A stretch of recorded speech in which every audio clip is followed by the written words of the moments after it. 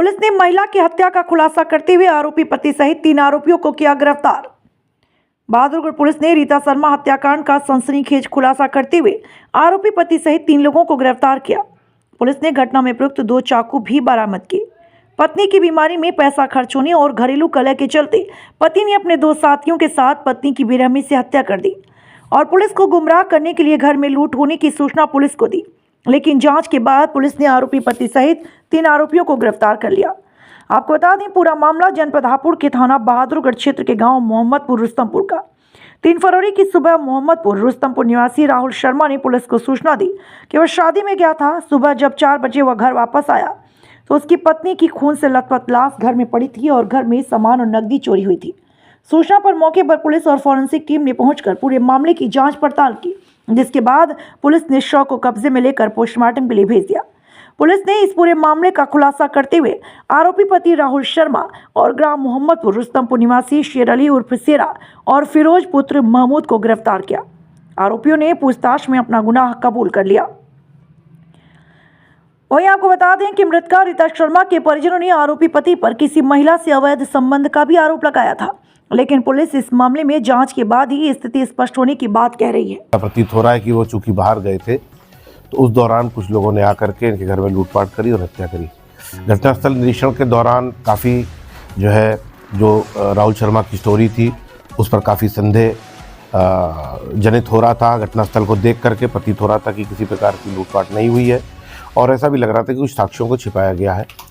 इसी दौरान राहुल शर्मा के ससुराल पक्ष के लोग यानी मृतका रीता शर्मा के भाई और बहनें वहाँ पे आ गए, जिन्होंने स्पष्ट शब्दों में कहा कि राहुल शर्मा के द्वारा ही उनकी हत्या करवाई गई है और कुछ और लोगों का नाम भी बताया।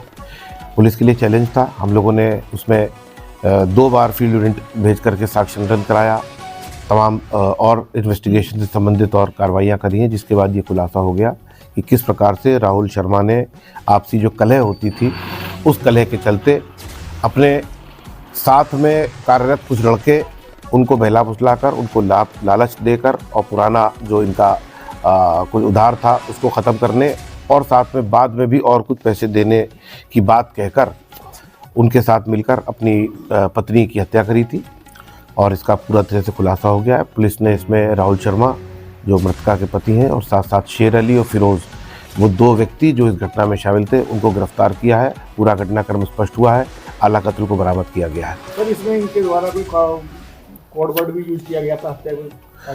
हाँ, इस तरह की बातें पूछताछ में आ रही हैं। आपस में चूँकि ये नहीं चाहते थे कि कोई इनके फ़ोन की डिटेल्स कहीं पर स्पष्ट हो जाए, तो इसमें कुछ इस तरह की बात कहते थे, लेकिन वो कोई बहुत अपुष्ट बातें हैं। उसके बारे में कुछ यहाँ उसका कोई विवेचना से कोई वो भी नहीं है बहुत ज़्यादा ताल्लुक।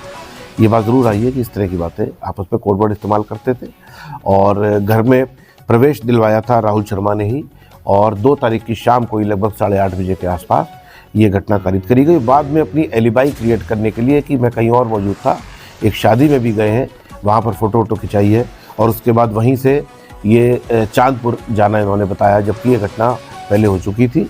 और जैसा कि मैंने आपको बताया विस्तार से, 3 लोगों की इसमें गिरफ्तारी हुई, आला कत्ल बरामद हुआ। ये जो कोड वर्ड था थोड़ा सा स्पष्ट कर रहे हैं कि क्या साड़ी के नाम पे पैसे कुछ ऐसा कोड वर्ड यूज किया गया था इनके द्वारा?